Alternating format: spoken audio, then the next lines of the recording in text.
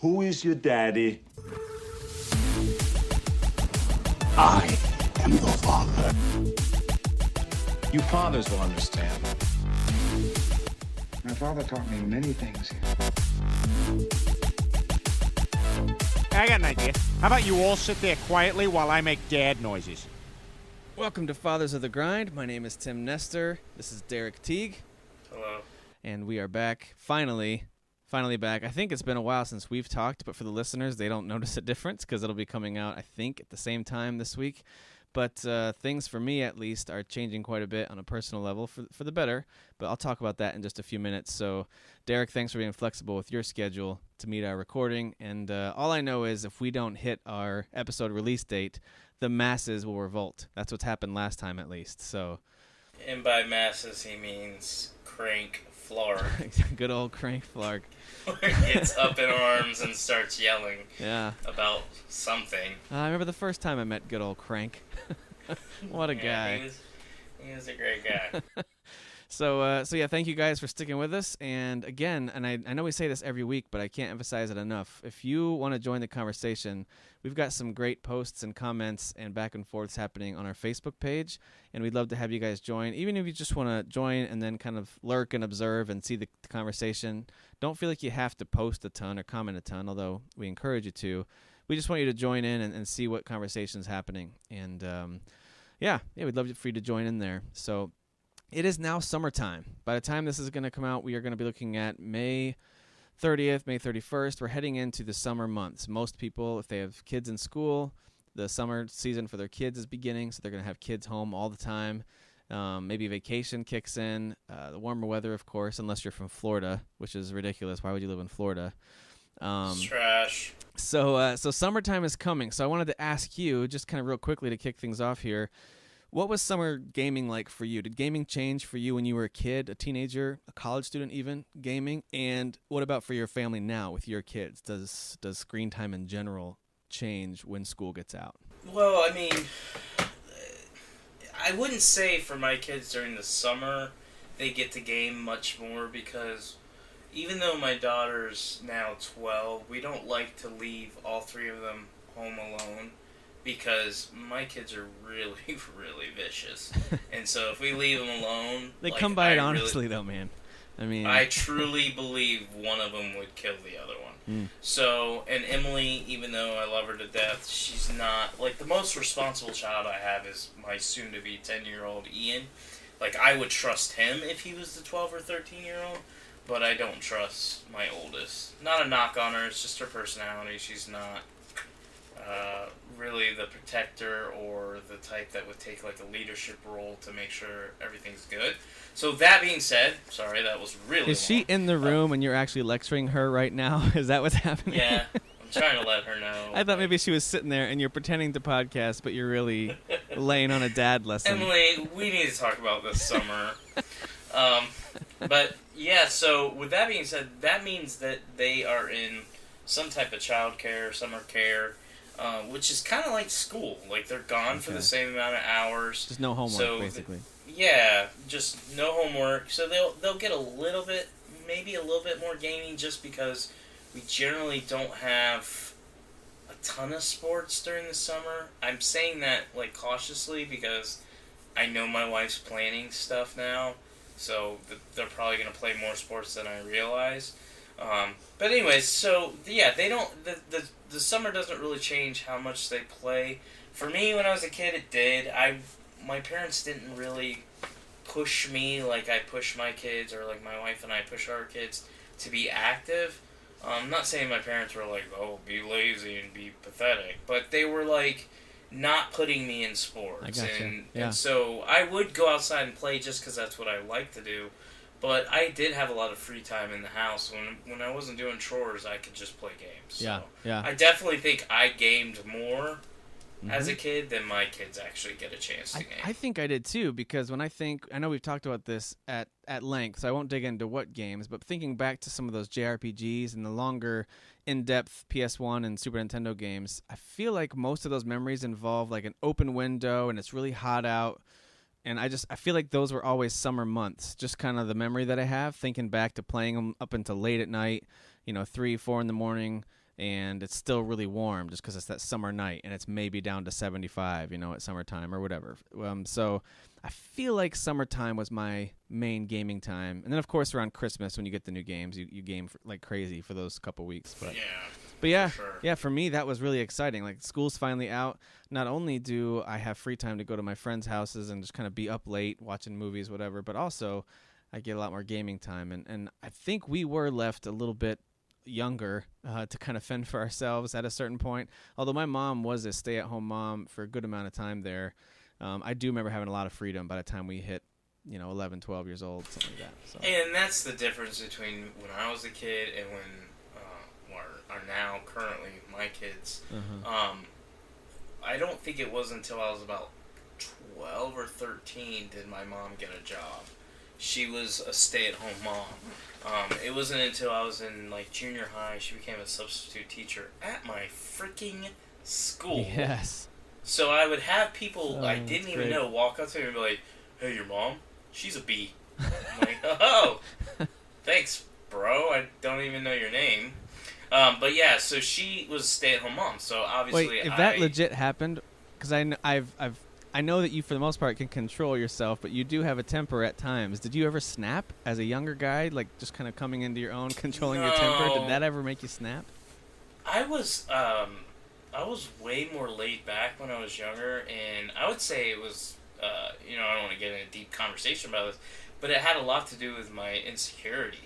So I was way quieter. I like to keep my headsets on and just kind of move from class to class and just try to go unseen. So I didn't have much of a temper or even really a personality much because I just kept to myself. So I never really stuck up for myself. It was, so if anybody said something like that, I would just kind of look at them and just walk off. Yeah. But, as I got older, got a little bit more mature, confident, and from hanging out with my friend David a lot, I became more of a asshole. And so now I have no problem, whether it's online or face-to-face, if I have a problem with you, you'll know. So, I was totally different. Yeah, throwing some verbal punches now, whereas back then maybe you just kind of stayed quiet. Yeah, and I see that with my kids too. Like, I feel like Eli's skipping that stage. Like, he's going straight to, I just want to beat everybody up now. Yeah, So I he's worry for him. brought a tear to my eye once or twice. He's mean. Yeah, he's real aggressive. Whereas Ian is like, I can tell he's kind of got how I was when I was younger, where he's like I'll see people mistreat him because he's such a sweet boy, and I'll walk up to him and be like, "Dude, say something," and I'll be like, "Oh no, there's no reason to," and I'm like, "Oh, I want to punch you now." So. Well, for my kids, I don't think a ton's gonna change because really only two of them, my older two boys, were actually in all day school every day in first grade and in third grade, and so for them, they were already going to bed and between 8 and 9, something like that. That'll mostly stay the same, and then for the younger kids, nothing will change at all. But my oldest son, he's 9, and at least on the weekends, we've been giving him a little more freedom to stay up a little bit later, and I think that might carry over to the summer. Like, he might start seeing his bedtime extended a little bit, stay up and maybe watch a superhero movie with me, or just if he wants to sit up and read. He loves to read Calvin and Hobbes right now. If you guys like Calvin and Hobbes, I friggin' love that cartoon strip, and so I have probably 8 or 9 compilation books of Calvin and Hobbes, and so he likes to read those too. So yeah, we're letting him stay up a little bit later. I don't know that his gaming or screen rules will change. We've been pretty good about setting up set amount of time for them to play, and so yeah, I don't think that'll change too much. But man, for me, it certainly did, and in the college, it definitely did. When I took my last final each year of college, there was like a wave of gaming, and it was usually like an MMO related. That was when I was really into World of Warcraft and played some EverQuest 2 and Star Wars. Yeah, I know. My brother's like pumping his fist right As now. we I love Tim. as we Tim record rules. as we record episode 21 of a video game podcast, he calls me nerd. All right then. I love my WoW. So, dude, WoW is an awesome game. So shut up. So there's a big change happening for our family though. Speaking of things that are changing and going in the summertime, we're actually moving. Tim Way. We're moving. That's right. We're moving from Ohio to Colorado. So I've been fortunate enough to get a job that I'm really excited about. So we're making the move out there, and our family's excited, a little nervous, a little apprehensive, but very excited. And there's going to be a time change there, so the summertime will be perfect for us to and the kids to kind of get used to that 2-hour time shift. John Martin, if you're listening, I'll be closer to your time zone now, so maybe we'll actually be online somewhat at the same time. Jurgen, if you're listening, we'll never be in the same time zone, so sorry, buddy.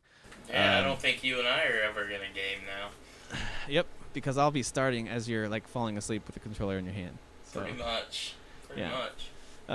But you've gotten used to that this last week or so, because when you're moving, when you're doing stuff like this, you really find yourself with way less free time to play. And even when you do have time, everything's disconnected. I mean, I'm at my parents' house right now as we're in this in-between, moving out of our old house, getting ready to move to the out of state, and we're still in Ohio now. We got 2 more days left in Ohio to wrap things up.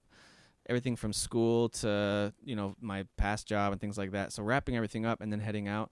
And so now we're just kind of in limbo. We're kind of homeless at the moment before we head out and get to set up our new place. So, yeah, it's kind of a weird spot to be in. So, and I'll go ahead and share with you what I'm playing now because of that. It does adjust what I'm playing. I haven't played Rocket League in about 8 days, 3 hours, something like that. I don't know.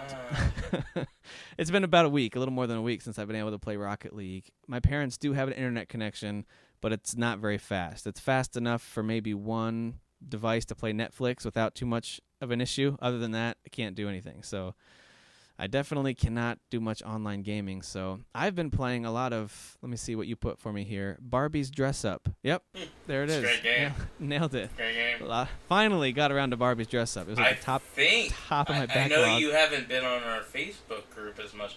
I think there was like at least 10, 12 posts about this game by different listeners who were just real excited about its release. So. Yeah, I really like the way they let you dress Barbie up. They let you do that in that game? They do, believe it or not. Yeah, believe it or not. So I've been playing, guys, let's get serious for a second. I've been playing a lot of The Witcher 3, and that game, it's just reminding me why it was my favorite game of 2015. And in 2016, if it were to have released this year, it'd be my favorite game this year as well. It's so good. So that's a topic. Sorry, I'm cutting you off, but I want to say this. That's a topic. I think stuff like expansions that are as big as Blood and Wine, and even like Destiny when they released their big expansion. Taken that King, to me, to me, that's stuff that feels like a new release. I know totally technically new game, right? It's not The Witcher 4 or it's not Destiny 2, but it has that feel like, hey, we're redoing everything. The Witcher 3 Blood and Wine is in a totally different location. It has better graphics. It has a different story, different everything. Yep, except that it has some upgraded, the title, skill systems and ability point usage, things like that. Yep. Anyways, I didn't want to go on a big tangent, but it's just something that bothers me. I feel like that's something. I'm not saying you could say it's game of the year, but they should come up with expansion of the year or something, because a lot of these expansions are not oh, here's 30 minutes of extra content. They're huge, almost feel like a sequel type expansions. Yeah, and we're actually going to talk about Blood and Wine as well as another game's big expansion that came out this month. So we'll get to that in a little bit, but I do agree with you that, and I just played Hearts of Stone. That's why I jumped back to Witcher 3. I finally, after owning it for 7 months now, I finally had an excuse to go back and play it. No other distractions, no Rocket League to kind of take me way off on a rabbit trail for a few hours. And so I played Hearts of Stone. Guys, I cannot recommend this enough. If you own The Witcher 3, maybe you played it last summer and then beat it, or you just kind of stopped at a certain point and moved on from it, I highly encourage you to go back, get your character up to level 30, maybe 35, finish the main game, but then play Hearts of Stone. It's so good. It to me, it is right up there with the best moments of the main game. I think of the Bloody Baron storyline, and even the main storyline, the way it kind of ends in its final act was really compelling and really emotional and just really good. This Hearts of Stone story, it's got a little bit of a slower pace to it, but the characters are so interesting, and the things they have you do, and there's a variety in the missions, and then that final kind of story turn is just really great. I don't know what else to say about it. It's really great. I agree. I played it a few months ago. Yeah. and I really, really enjoyed it. I think that's why I'm so hyped for Blood and Wine. I don't know if it will be better. I know it's going to be bigger, but I just want to dive back into that. And I've been kind of... Well, I mean, I basically started The Witcher 3 over again. I bought a copy on the Xbox One when it was dirt cheap. I got it for $10. And I was like, why don't we just start a playthrough on the Xbox One? So I started that, and I got about 7 hours in, really enjoying it. And then that was when my wife got addicted to Game of Thrones. Oh, perfect timing. Means she had to take my Xbox One. I have 2 of them, but she took the one that has access to HBO on it. So she started using that, so she had to log in as me. Now, I have fixed it where I can log in as me now and play it, but after I went through like 2 days of not being able to play it, I was like, I want to play this game. So I logged on to my PS4, and I started replaying it there. So Did you do a New Game Plus? No, not yet. What I'm doing is, I did the main story mission for, Hearts of Coldstone. Coldstone. Hearts of Coldstone. You go, I want some ice cream now. I want some Coldstone. ice cream. Yeah. What's the name of that? Hearts of Stone? Hearts or of whatever? Stone, yeah, and they Coldstone. do reference it a lot. It's kind of on the nose a little bit, but in the dialogue they'll say several things about what's it like to have a heart of stone, you know, that kind of thing. So, but anyway, continue. So anyway, I didn't do all of the optional stuff. So I went in and just started playing again because my character's really, really leveled up. And, Yeah, what level are you on? I'm almost a 38. Okay, yeah. So where I am, I just hit 38 today as I was playing. So yeah, that's yeah. the spot. So I wanted to keep doing some side stuff. So I did. I've knocked out. I probably played another 3 or 4 hours. Not today, but just like in the last couple days. And I completed probably about 5 or 6 side quests. So I'm gonna do that for a little bit. Did you do the ones that are unique to Hearts of Stone? Because some of those side quests were unique to that expansion pack. They were included with. Yeah, I did one. It was a level 33. Okay, And there's it some was really cool ones. really hard. Okay, all right. Even though it was a level 33 and I'm almost a 38, I was like, wow. Well, there's one where they send you into this cave and you end up fighting like 12 guys at once, and they're all like equal to your level.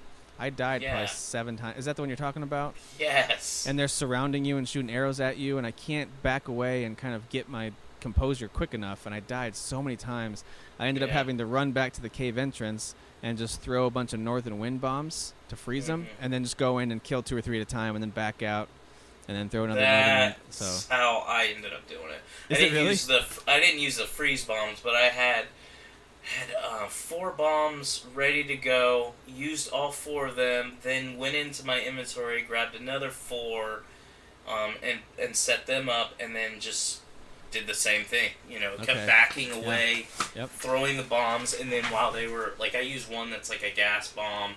So they were like blinded, and that's when I just went in and just chopped them to pieces. But yeah, Nice. it was very difficult because the first 3 or 4 times I was just trying to fight them, like Yeah. how legit. Yeah, I tried a couple of things. I tried to climb up on the little balconies to kill the archers first, but that didn't work because one of the drawbacks of The Witcher 3 is sometimes the movement when you're running at full speed doesn't do exactly, kind of like Assassin's Creed style. You're like, well, I didn't mean to jump off the edge there, but okay. So it's a little bit of that at times, and so that happened to me, but I got through it. But the reason I asked is because one of the main side missions, one of the main secondary quests, it might be one of the treasure hunts. It takes you to a little village up in the far northeast of the map, which, by the way, for those of you who haven't played the expansion yet, what they do is, for Hearts of Stone, they don't send you to a new area. They simply build out some of the existing areas on your current map. So a lot of that northeast section now is populated with new villages and new characters to talk to and get quests from. So anyway, you go out there, and there's these guys from that faraway land. They look like they're from their version of Persia or something like that. I forget the name of it, like Ophir or something like that, Ophieri. And when you talk to them, I don't know if you saw this yet or not, but there's actually a brand new type of vendor called a rune. I want to say Runecraft. Yeah, I talked to him. I think when I first started it, because somebody told me to do that. Yeah, and basically, that's just. I know we're going way off here on Witcher 3 talk, but just so you guys know, it's just a really cool way of upgrading your weapons that isn't in the game before. All that to say, let me pull back a little bit. All that to just say, what they've added to The Witcher 3 via these expansion packs has been incredibly impressive. In addition to all their free DLC they've added, everything from little costumes to things like New Game Plus that they've thrown in there, an inventory sorting system, all that kind of stuff. And now with these expansion packs, this is one of the most impressive video games I've ever played. So I'm loving it. There's really no need for anything else right now. So that's the only thing I've been playing. So now That's that a we've gone, dirty lie. that's it. That's the only game that's worth anything right now. So Well, May I've has been got a boring couple month. more. I'm just no, I've got a couple more that I've been playing. Game of the Year, Battleborn. We've had several conversations on it's our really group not. that I'm basically getting picked on for liking this game. You're getting bullied. Yeah. I'm getting tagged in several posts, basically. One of them was like, this was great. It was like, are you stupid? Like, it asks you, are you stupid? Answer, yes. And then it draws a line to Battleborn. Like, you Yeah, I bought saw that. Battleborn. I saw that. If your answer's no to if you're stupid, then it goes to ask you another question, are you rich? And if your answer is no, then you play Team Fortress 2. If 'Cause your it's answer is free. yes, you play Overwatch. That's And that excellent. was, I believe, Sasan who excellent. posted that. But there's Yeah. just been several posts, like people just ripping Battleborn to shreds. Most of the people haven't even played it. The only person I'm aware of that hates the game and who has played it was Sasan. And, Yeah, and I think him Sasan and I said he traded it in for free. Oh, He yeah. just wanted to get rid of it. He just yeah, gave it away. he just gave it away because he wanted over Parawatch. So, anyways, so Oh, boy. I'd actually bought the game day one because I liked the beta, and I really enjoy the game. Now, is it frustrating? Is it perfect? It's definitely frustrating, and it's definitely not perfect. It annoys me sometimes because I just fail so many missions, and then another time I'll pass it with no problem. So, and I don't feel like it's like, oh, you just had a bad team. It just feels like the game's just it's not really balanced real well, and it's just kind of It's got colorful mindless, characters, but yeah. mindless, stupid, like shooting at dumb idiot, Mm-hmm. AI, which I don't care. I have fun with it.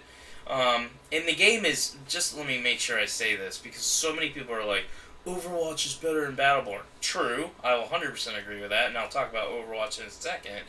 But they're nothing alike. The only thing that has anything in common is the fact that each game has heroes in it. That's it. There's nothing else alike about it. Well, aren't they both? They're both first-person shooters, so that's pretty similar. Well, not really. I mean, they're in first-person views, but Battleborn doesn't have, like, most of the characters are not shooters. Okay, Like, that's true. there's That's a true. lot of, like, different style characters, and yes, that's kind of true with Overwatch, but most of them have, even, like, your healer characters in Overwatch has a gun. Like, you're still playing a first-person shooter with other abilities. The other game, like, for instance, one of the characters I love, I forgot his name right now, Wrath, I think is his name. All he has is a sword. Like, you can never ever shoot anything with him. It's Gotcha. not a first person shooter at all.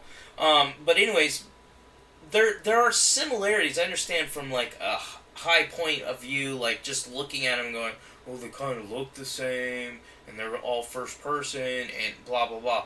But when you actually play the game, Battleborn is really like heavy on the MOBA style of gameplay, and it relies on killing endless like minions and just kind of doing the same thing over and over. It almost feels like a strike from Destiny. Okay. Like you just kind of repeat and you just redo everything over and over. Which is and kind then of a you're bummer that it's that way right out of the gate, but yeah. yeah, and then you level up as you play. So like Okay.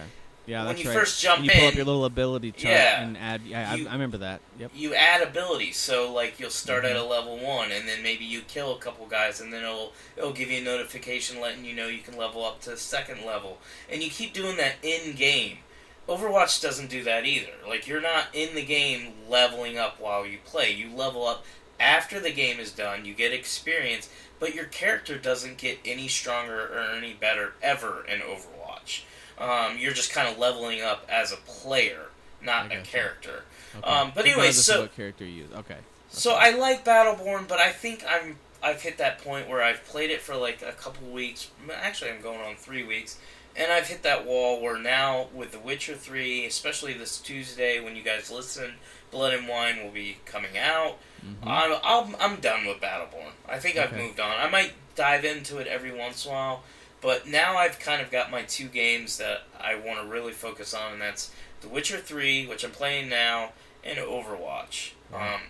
And I can't tell people, and I know I've made several posts about this, but if anybody's listening that's outside of our little Facebook group world, Overwatch is just a game I didn't... It sounds so stupid, like, Derek, why'd you buy it?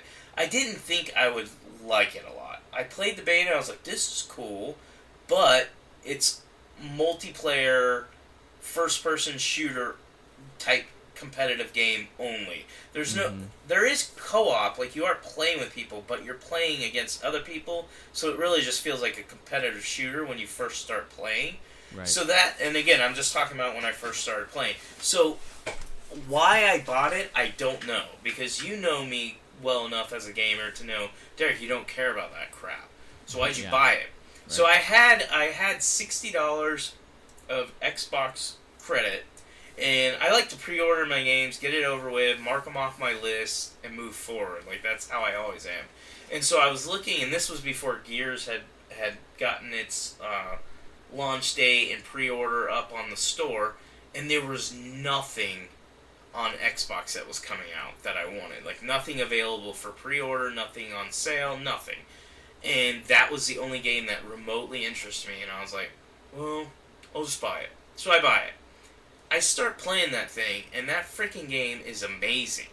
Because yeah, it's... and everyone else owns it on PS4, don't they? Yeah, and so I'll talk about that in a second. So, okay. I bought it on the Xbox One, I started playing it, and it is what you would think it is, but it's so much more, in my opinion. It really, really heavily relies on co-op play, which is very, very important to me. I like to work with people as a team. I like to strategize. I don't like to mindlessly go in circles in an arena and just shoot things. Like, that's Call of Duty, and that's why I don't care about Call of Duty. That's why I don't play it. So... Well, this was made by Blizzard, too, so it's not like it's someone who doesn't have an amazing track record, you know? Yeah, and to be fair, I know people are like, well, you know, I know Thomas, one of our group members, was saying, you know, is Blizzard getting a pass because there isn't much content here, yet everybody's praising the game? I'm just going to say this before I start stating my opinion about Overwatch. I'm not a Blizzard fanboy. I don't even think I've ever played a Blizzard game Yeah, you just before. bashed their most successful game in history. Yeah, who gives a crap about WoW? Except my brother. He's seriously I don't know, fist just pumping like right now. 10 million or whatever. Yeah, all pimple-faced nerds. But, Waiting for the living in your parents' basement joke, because that's exactly what I'm doing right now. real-life servers. Where do I log in?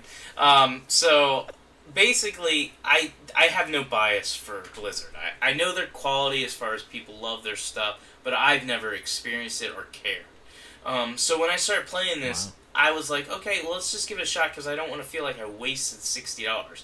When I walked away from playing it at first, I was like, wow, this is really good. And maybe I just got lucky and I picked a really good character that I worked with well, because I've played the game for about 6 hours now, and I've used Reaper for about 5.5 hours. Okay, I've only experienced other characters for about a total of 30 minutes.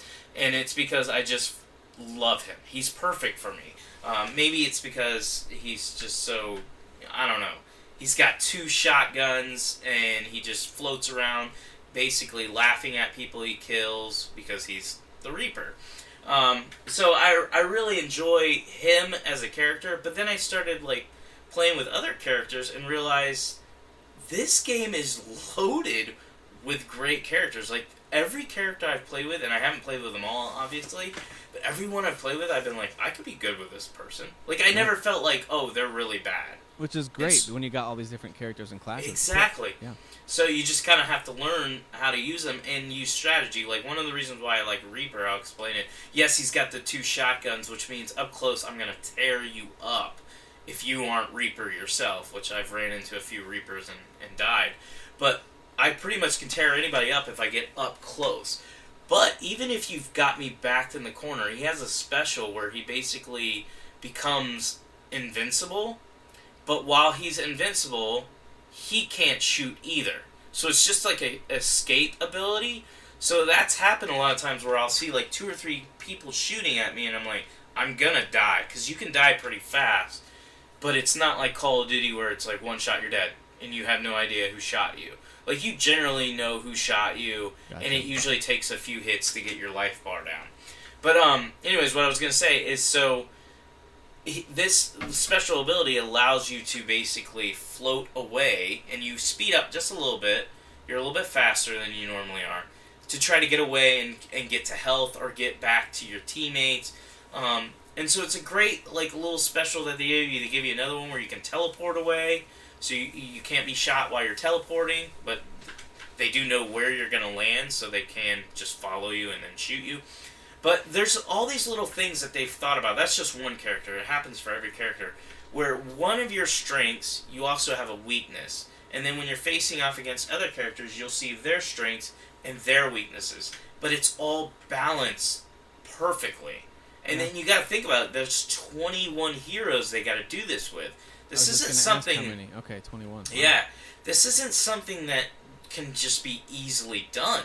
It is so easy to make, when you're creating 21 characters, to make OP characters. So far, and there might be people that disagree, I have not ran into any situation where I felt like anybody was OP. Like, even I was telling my brother, I was playing with him last night, I was getting mad because I was like, the only person who can kill me in this game is the damn turret. The turret will just kill you in like 2 seconds. I'm like, I cannot beat him with Reaper. Like, if he spots me, I'm dead. Mm-hmm. And then I was playing with, and I don't know the name of the character. I think her name's like May or something like that. She's probably the ugliest, most boring-looking character in the game. But she has this ability to create frozen walls. And I realized when I was playing with somebody that was using her, I was like, holy crap. If they set up a turret, all you have to do is use that hero to freeze a wall in front of it, and then you can pass behind it and shoot it. And we were doing that. Nice. Whoever was using that character was doing that. Anytime they had like a really powerful gun setup or a sniper or something, they would freeze a wall to where they couldn't see us or get to us, and then we could pass through it and then get to the other side. That's pretty cool. So yeah, it's all that strategy. It's working together. Like, I played with Mike, another one of our listeners or friends. Actually, I think he said he doesn't listen to our show, so he's kind of a jerk. But he joined in. This will be his first episode, and you call him out a jerk. Nice. Well, it's all about Overwatch, and we name drop you, and he listens. He's like, "Great, Derek's gonna talk about me." He's a piece of crap. But I was playing with him. I was playing with him and my brother, and he kept picking a support class. And all he would do, and I appreciate it, obviously, since he knew I was playing as Reaper, who's an offensive player, is he would just follow me around and put heal on me. And so the entire time I could run out in the middle and have 3 people shooting at me, and they couldn't do anything to me unless they took Mike out first. Let me just tell you what you're describing. You are describing the very simple but very delicate balance that Blizzard has mastered over the years with games like StarCraft and, of course, World of Warcraft. Even something like Hearthstone, though, that card game, or Diablo, they've found a way to balance these games in a way that basically every option they give you is a legitimately fun and valuable one. It's just a matter of how you want to play. And Blizzard, in my opinion, they're masters at that. Even if you don't like WoW, if you're someone who played it and got sick of it or never liked it, or if you never liked Diablo or StarCraft, you still, if you did experience them at all, you'd have to acknowledge they've got these games balanced really well. Maybe you don't like RTS or MMO games or, battle card games. Maybe their typical genres aren't for you, but their quality and their balance is always fantastic. And so it doesn't surprise me at all. It doesn't surprise me at all that Overwatch is not only a good-looking game and fun to play, but also that it's balanced and it feels like a fair, like you have value to your team. Doesn't surprise me at all that Blizzard made a game that has that feeling to it. Yeah, so it really, it's in my opinion, it's the perfect online multiplayer competitive shooter. If you like team-based stuff. Like, if you want to just play like Call of Duty type, where to me it's never team-based, Call of Duty just feels like individual type stuff. Like go out there and do it on your own. This game, I've had some matches. I think my high right now is I had 30 kills and 9 deaths. And while I can sit there and be like, well, I'm just the man with Reaper, and I am good with him. I am. Like, all my matches I play in, even if my team sucks, I'm always at least 15 kills and no more than 5 deaths. I do good with Reaper. But I'm really good if I have a really good team that works with me, and I work with them. And that's what I love about the game, is, like you said, it's balanced beautifully, where it's really saying, yes, as an individual, you could probably do okay, but I'm going to tell you right now, if you have 2 or 3 people shooting at you, I don't care who you are, or what character you're using, you're going to die. It really pushes you to play as a team. And you can tell, like, when you get on a bad team that's not lined up real well, they're not working together, or they didn't do well in the character select, because it even tells you when you're selecting your characters, they'll be like, oh, you don't have a healer, or you don't have a tank type character. You might want to do that. You don't have to, but you might want to do that. And I've played with on teams where we didn't do that. Like, we didn't have a tank, or we didn't have a healer, and we got lit up, destroyed. I'm really intrigued by this game. This is one I'd love to give a try once I'm out of my dial-up country that I'm living in right now. Yeah. So yeah. No, you've got me sold on it. It sounds like a great, like, one worth really trying. is. It sounds like So, like I said in the beginning of me talking about Overwatch, I went into it not really caring about it, and it didn't look like it would be the type of game that I would fall in love with. To now, I'm so in love with it that I saw almost every single person who was posting how much they love this game was like, I'm playing on PS4. I'm playing on PS4. And I'm like, one game that I don't buy on the PS4, because I pretty much buy everything on the PS4. But I was like, nobody's going to play this game. I really didn't think anybody in our community would really care about this game that much. I figured a few people would be like, yeah, I'll play Overwatch. Yeah, people are loving it. But everybody's playing it. They're all playing on the PS4. So I had an extra copy of Uncharted 4. My brother doesn't have Uncharted 4. So I started PMing him, and I was like, hey, you want my Uncharted 4? Buy me Overwatch. Now he gets a discount at Best Buy, so it's not like he's paying $60 for it. But so we did that even trade. I gave him Uncharted 4. He gave me Overwatch for the PS4. So now I have 2 copies of it, and I wanted to have a hard copy because when it dies down and people stop playing it, I'll at least have it on my Xbox, and I can trade in my PS4 copy. So if I'm reading this correctly, it sounds like your goal is to have at least 2 of everything. When your life is over, you want 2 of everything. Is that accurate? Okay. I believe in the afterlife that you'll be able to take your video games with you. Yeah, well, you can only bring one so you're copy. Trying to trick the system and have 2 of everything. Yes, that's what I'm going for. Nice. Well, it's been a great month for games. We'll talk about that in just a minute. But there's some headlines that I want to cover. By the way, you talked about using that Xbox money for stuff.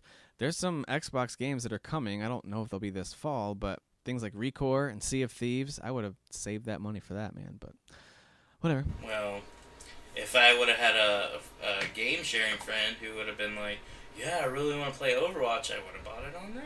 Yeah, if only. Man, it doesn't exist. Yeah, that guy does not exist. And now he's not even in my time zone, so screw him. Yeah, if That only he were here to doesn't defend exist. himself. Yeah.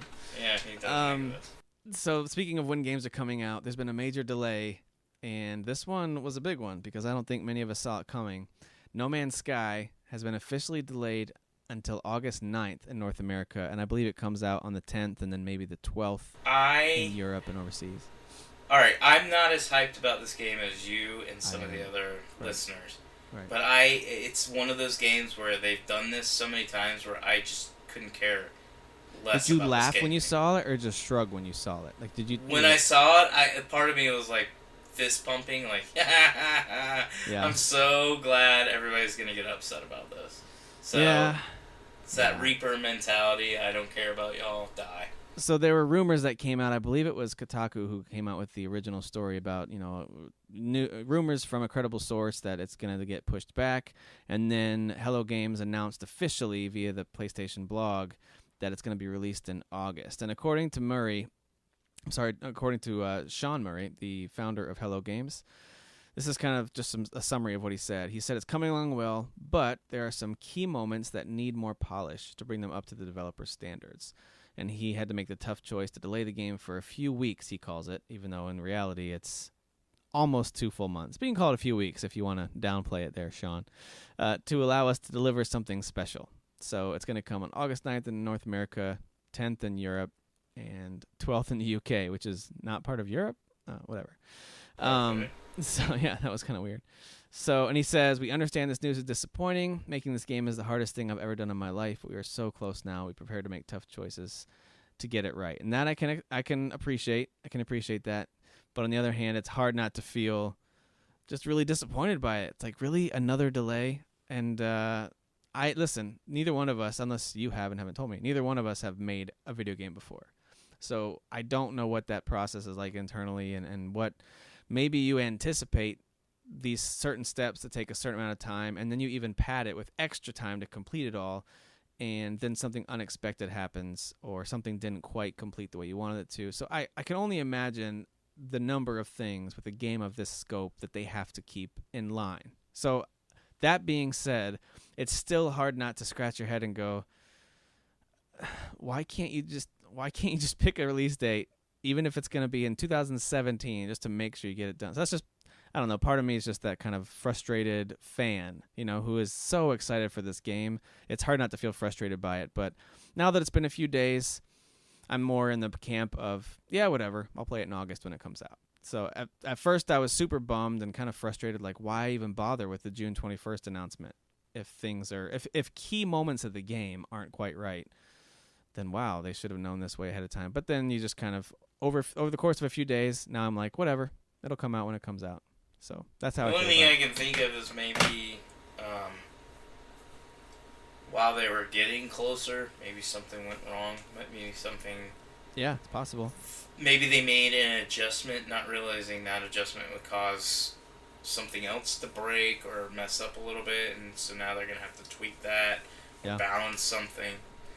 Yeah. No, I mean, I will say it kind of sucks because I felt like June 21st was a good release date. I'm not saying August 9th is terrible, but August you're getting into Deus Ex, which I care about that way, way more than I care about No Man's Sky. Okay. So it makes me think that I would have probably given No Man's Sky more of a chance in June, whereas now that it's getting pushed back in August, I'll probably pop it in real quick and be like, don't really care, and then just move on to something I'm more excited for. Yeah, for me this fall, it's everything from Final Fantasy 15 to Mafia 3, which I'm getting really amped about with that new trailer that came out this past week.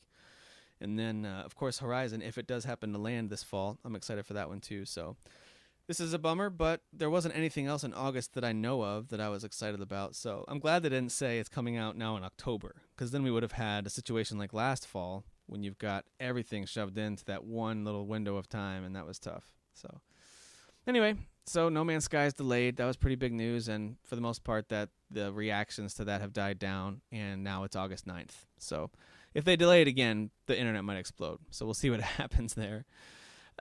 Speaking of people coming out with games and a later time frame that we thought, Rockstar. Everyone was anticipating a major Rockstar announcement at E3, and we still might get one, or maybe before E3 even. But they've come out and they've said that the very earliest you'll get a new game from us is April 2017. There was a lot of speculation that they might try to pull a Bethesda and drop a Fallout 4 type of an announcement. Here it is, and it's coming out this fall. But they didn't. So they're not going to, I should say. Yeah. Put it. So April 2017 is when the next time we could possibly see, the earliest we could possibly see the next Rockstar game. So that's not necessarily huge news, but it is worth just kind of mentioning. Don't expect some major Grand Theft Auto or Red Dead or even a LA Noire follow-up type announcement for this fall. But give me your prediction. Which franchise, whether it's an existing one or a brand new one we've never heard of before, will be Rockstar's next major game? I think it's going to be Red Dead 2, but I don't know. I think, or they're going to do a new IP. Yeah. I know I was listening to P.S. I love you, and they want Red Dead 2, which I think 99% of the people who like Rockstar stuff wants Red Dead 2. Mm-hmm. I do. But I think it's gonna be a new IP. Okay. I think they've got something up their sleeve for us, or I hope they do. I'm not saying I don't like their past stuff. I'm not a Rockstar fan. Like, I'm not a big Rockstar studio fan. Like, I love GTA 3, and then it went downhill for me personally. I understand the games got better, but for me, I didn't care about the games anymore. Yeah. Even GTA 5, I bought that on the Xbox 360, got about 40% of the way through, stopped. Oh, man. Then bought it again on the PS4, got about 50% through, stopped. I couldn't beat the game because I'm just I like, love that game. I just don't care about the characters, and It's it's kind of hard to get through it. But, and then Red Dead, the original Red Dead, I probably got, I don't know how far I got, but maybe 70% through, quit and stopped, and then the ending got ruined for me, which is kind of funny because by it getting ruined actually gave me a desire to play it. Just to see how it gets to that point. Yeah, because I was like, oh, I didn't expect that. Oh, yeah. It's quite a moment the way it ends, yeah. So, or not really. So I actually bought a digital copy on the PS3. It was $4.50 last weekend. Wow. And then I saw on Xbox Live it was $7.50 on the 360. So I went ahead and bought that, and the reason why is my hope, because it was already released in error for one day. Oh, for that backwards compatibility. Right. Yeah, that it's going to come to the Xbox One because, like I said, it already leaked for one day. People were able to download it and play it on their Xbox One. And then Microsoft, like, for some reason, took it down, took it off. But that tells me they were already testing it and working it. Yeah. So it's going to happen. Yeah, I think it will become backwards compatible, and I also think the next Rockstar game will be a Red Dead game. Just like Revolver and Redemption before it, it won't be a numbered sequel. It'll be another new title, Red Dead something. So, yeah, that'll be. I'll be very excited to see that. I loved Red Dead Redemption. It was one of my favorite games last generation. I'm the opposite of your opinion on Rockstar. I think they've gotten better with every game. So or at least every. No, I think they've gotten better with every game. I don't care about their stuff. Right. No. I guess I should say even more specifically to me, I've enjoyed their games more every game. So like I personally have gotten more into it every game. Yeah. And as I've gotten to know you, your opinions have gotten worse and worse and worse. Oh, that took a dark turn. That hurts. That hurts me deeply.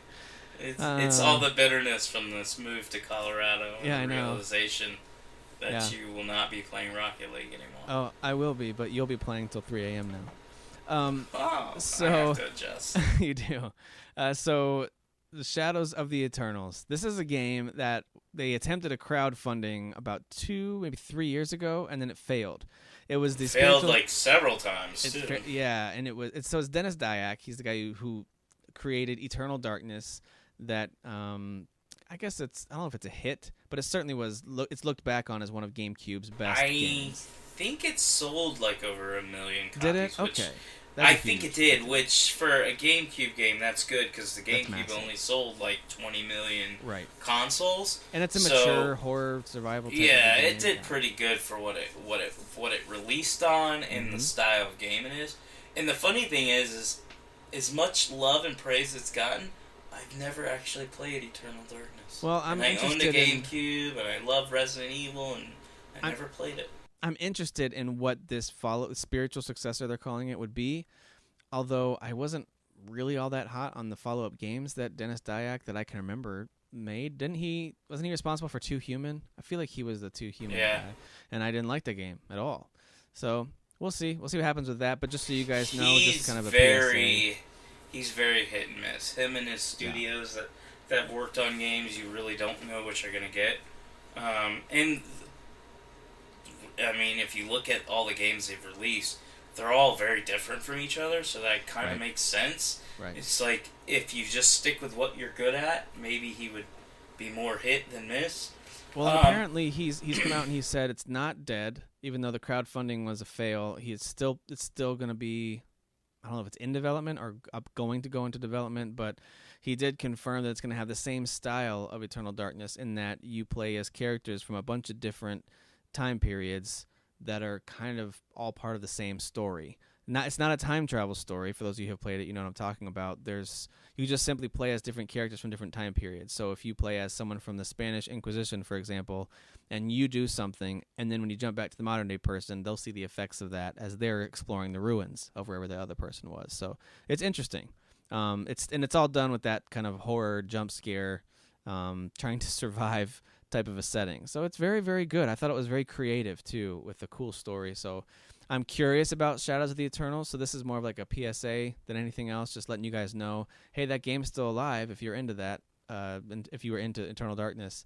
But I definitely would have a little bit of reservation with expecting too much just yet, just because of his track record since then. But very cool. It was kind of sad when I heard that they didn't hit their crowdfunding goal. So it's nice to hear that they're still planning on something there. So, all right. So we touched a little bit on some of the games that came out this month. So we are here at the end of May, and May almost felt like a November.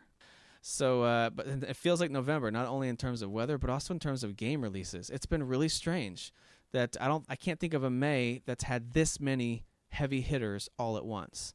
So what I wanted to do was just go through some of the heavy hitters, and not only were there a lot of great games, there were actually a good number of really disappointing games that people were looking forward to and just didn't land one way or the other. So I just pulled out a handful, not even close to the full list of May releases, and I wanted to get your thoughts in general. We've talked about some of these already at length, so we can just skip through some of them. But I just want to get your reactions to what the month of May, how this month went for you, what your personal thoughts are on some of these games. So let's just get right into it. The first one we've already talked about was Battleborn. And the only thing I would add there is, while I liked it, I think a few shows ago I called it that Battleborn would be a failure. Yep. And I think it is a failure. I don't have any numbers on it, but I laughed. I even made a post. I was like, basically, laugh out loud, this game is already on sale. It's only been out for like 3 weeks, and It's already dropped from $60 to $40 at all stores. Like, I saw GameStop had it on sale, Best Buy had it, and so even with Gamers Club Unlocked, it would drop to $32 for somebody. Yeah, that's half off, and the game's only been out for a couple of weeks. So I wasn't surprised. I was a little surprised it was already on sale that fast, but I'm not surprised that it kind of bombed, because I feel like it was just a stupid mistake. Like, why not just make Borderlands 3? Why make a game that looks like Borderlands but doesn't play like Borderlands? Right. And just upset all your fans. Like, or if you really had to make this type of a game, it could have been, and this is probably a dumb idea, but something like Borderlands Battles, where it's that still that same type of online MOBA-esque first-person game, but just set it in a familiar world with characters we know, in a setting that we know, with weapons that we recognize. It's actually a genius idea. So it didn't have to be a Borderlands 3 mainline story game. It could have been a spin-off of a popular franchise, but whatever. They didn't do that. They did Battleborn. So a week later, Uncharted 4 came out, and if you haven't listened to it yet, I encourage you. Well, first of all, go play the game. It's one of my favorite games this year. It's remarkable. And so we did a spoiler cast last week, and in episode 20 of our podcast here, we did a full and complete spoiler cast of the entire game, and I loved that game. I think you did too, so go listen to that for our full thoughts on Uncharted 4. And then, just a few days after Uncharted 4 came out, this little game called Doom dropped. So I know you've played some Doom. I haven't had a chance to try it yet. There's been a few nights that I intended to, and I just didn't get to it with packing and everything. But tell me, just real quick, your thoughts on the Doom reboot. I think it's phenomenal. I mean, I think it's a great game. It plays really well. It's real aggressive. It's got an aggressive soundtrack. It's a very beautiful game, too. I mean, it's not, like, artistically beautiful, but it's, like, the graphics look great. It runs smooth. 60 frames per second. I mean, I can't think of another developer who makes first-person shooters, and I'm only talking about gameplay here, makes first-person shooters any better than id Software. Well, yeah, I Wolfenstein can't was think of brilliant. I just can't think of anybody who does it better. Yeah. Their mechanics, and again, I'm only talking gameplay, are flawless. So while I don't really care about, and yes, there is a story in Doom. People that say there is no story is stupid. There is a story. While I don't really care about it or about the characters, it's not like I'm playing Uncharted 4 here. The game is fun enough to actually want to keep playing. Now that being said, the first thing that we talked about was, what are you playing now? And I didn't say I'm playing Doom. I'm not currently playing it. I played the first 3 chapters, really enjoyed it, didn't get frustrated, still liked it, but got sidetracked because I was trying to finish Uncharted 4. I felt like I had to play Battleborn. Right. And then Felt obligated. Oh man. I did. I really did, and I liked it. But I also, Nope, I we're wanted done to with play Battleborn. with people. We're done with Battleborn. Now I'm done with Battleborn. Yeah, move on. But now you've got Overwatch, The Witcher 3. I don't know if realistically, and I told Jesse this, who's a big Doom fan. Yeah, probably Jesse his loved game it. I of the think year. he beat it pretty early on. Yeah, he liked it. Yeah, there's been a few of our listeners and guys in the group who've played, beat it, love it. Like they're even talking about it being their game of the year. That's game great. of the year. Yeah, that's cool. So it's a really good game. I've heard it's very fast paced. It is. It's very, real it's very intense. quick and fun, fun in a violent way. Fun. So not like. It's not like they're cracking jokes every few seconds like Borderlands style, but it's just a fun, violent shooter to play. Yeah, it's not overly heavily. You're not thinking too much. So if you're in one of those moods where you're like, man, I just want to play a game, but I want to relax, and I don't want to overthink. You just want to play a video game. Yeah, then I think this is the game for you. And then TMNT, Teenage Mutant Ninja Turtles, just came out. I'm kind of not going in perfect order here, but TMNT came out to, at best, mediocre reviews. It looks like hovering right in the high 40s on the average scores out of 100. Which is weird, because I think Transformers reviewed better, and I could be wrong. Not much, though. I think it was in the 60s, maybe? I could be wrong about that. And to me, TMT plays... it's made by the same developer, Platinum Games, and it plays very similar. Did you get it? Did you buy it? I haven't bought it. I actually had planned to, and then, again, trying to be a little bit smarter with my purchases, instead of just buying everything day one, I only buy 4/5 of the games I was going to buy. Baby steps. But yeah, but with all the games that I've got and stuff that you've been buying, I knew I would buy it, play it, and go, I like it, then never play it again. It's obviously a very big license. It's a major action game developer in Platinum Games, and so there was some fairly high expectations for that, even though I think most people understood it was going to be more of a smaller title, like a downloadable only type title. But a little disappointing based on the reviews that I've read. And then, of course... I think the price point for me is $20. Is it 40? It drops to 20. Well, it's 50 brand new. Okay, all right. Yeah, that needs to come down. But if I can get it for 20, I'll buy it. And then, of course, Overwatch we already discussed, but it's definitely one of the biggest hits this spring. The beta was timed perfectly right during the release of Battleborn. I mean, just a smack in the face to Battleborn. But that beta hyped people up, and so the entire month of May, everyone's just counting down the days till the official release of Overwatch. So... well played by Blizzard, by Activision Blizzard, and they are, I'm sure, cleaning up on that game. Let's talk about 2 big pieces of DLC that came out in May, or at least one of them is about to come out here at the end of May. The first one is now available, and that is the Far Harbor DLC or expansion pack for Fallout 4. Now, of course, you're a Fallout 4 gamer. You've played all the way through. I have not. Do you know anything about this yet, other than what we've all read about it? Have you played it yet? This is another one that I wanted to buy that I held off because of everything else. It'll go on sale, Yeah, and it's not reviewing that great, and it kind of made me happy I didn't buy it. Not because I'm saying it's bad, but the reviews that I watched or read, they all complained about the same thing, like this little mini game that's kind of forced into it, and that they didn't like it, and you were kind of like, well, maybe they'll just make you play it for a little bit, and then you can move on. And if you like it, you keep doing it. If you don't, you can move on. And apparently, Far Harbor doesn't do that. It forces you to play it for a good while.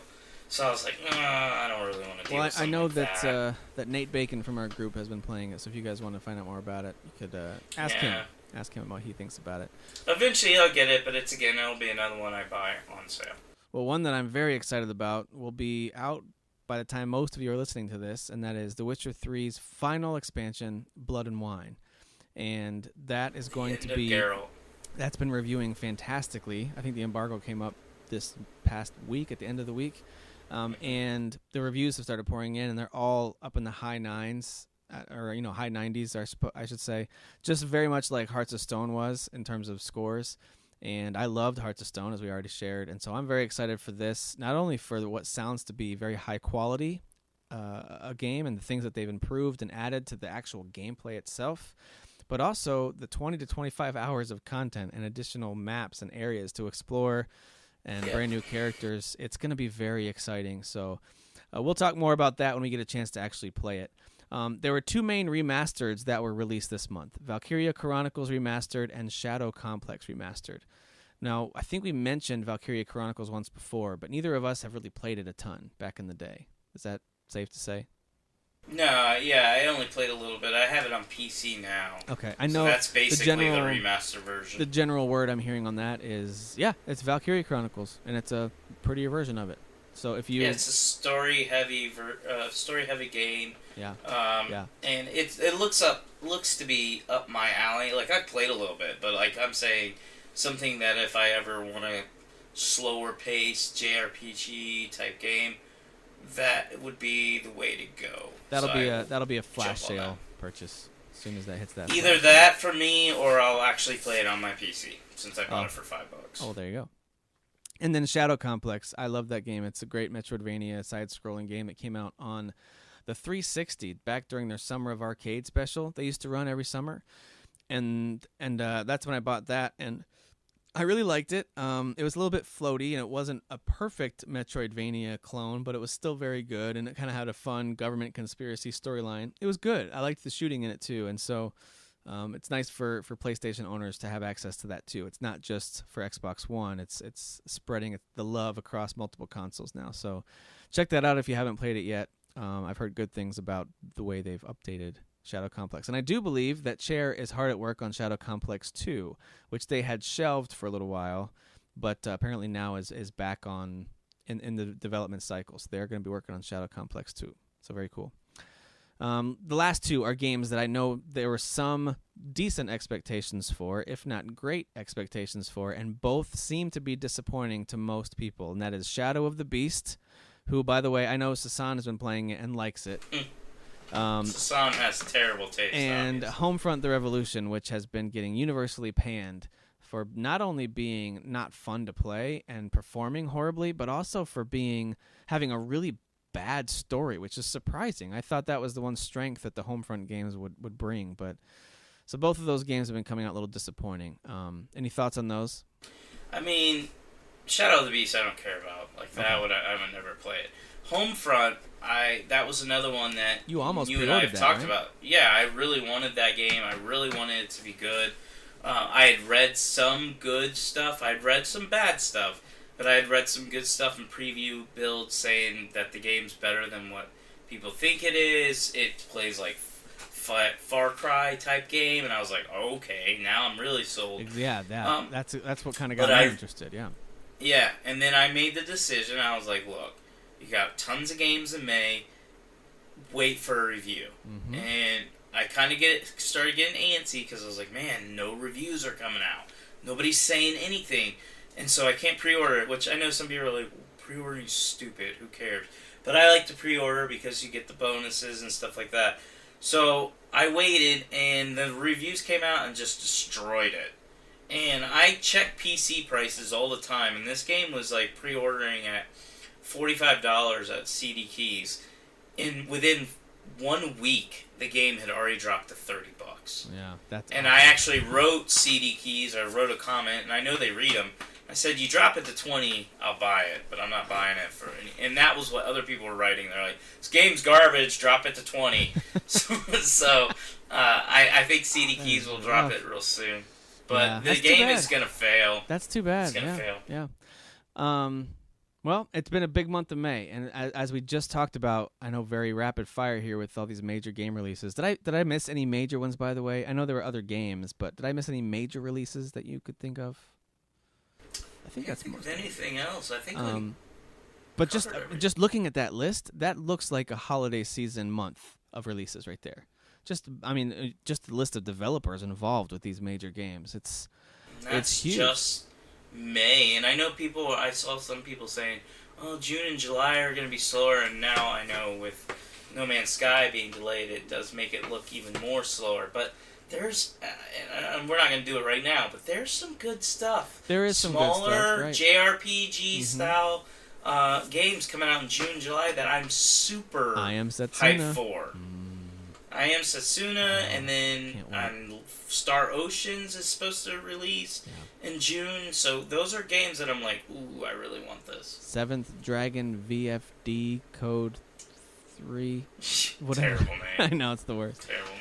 All right, cool. Well, listen, we are going to break, and we'll come back. For those of you who are listening right now, it'll be next week. We're going to come back and talk about the 6th generation of consoles. We had planned on doing this a week or two ago, but we're finally getting to it. We are going to talk about one of the biggest generations of consoles, and that was the PlayStation 2, Xbox, Dreamcast, and GameCube. And we actually got some great listener additions, and so we'll be playing some of the audio that a few people sent in for us, including a very surprise special guest. You guys won't believe who's one of our avid listeners. It's going to be great. So we'll check in with you next week. Thank you guys for listening, and we're out. Who is your daddy? I am the father. You fathers will understand. My father taught me many things here. I got an idea. How about you all sit there quietly while I make dad noises? You're eating into my Overwatch time.